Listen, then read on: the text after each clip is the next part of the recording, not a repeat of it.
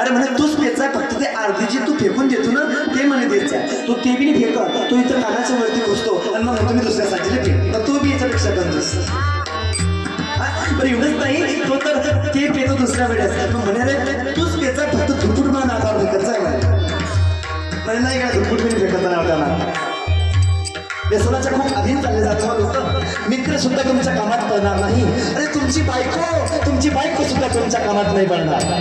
अर्धांगिनी पडेगी तो केवल मकान तक.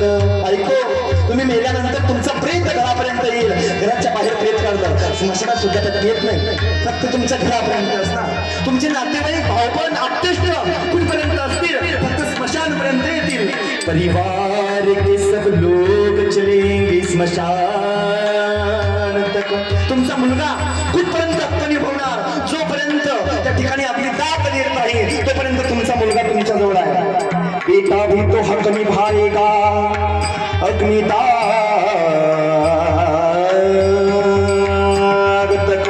आणि मग त्या समोर काय, इससे तो आगे, आय हाय, इससे तो आगे भजन ही है साथी, हरि के भजन बिन अकेला रहेगा.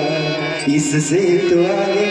काही कुणाचं नाही, बायको नाही, आप्तेष्ट नातेवाईक भावबान कुणी कुणाचं नाही, मित्रपण सुद्धा कुणाचं नाही.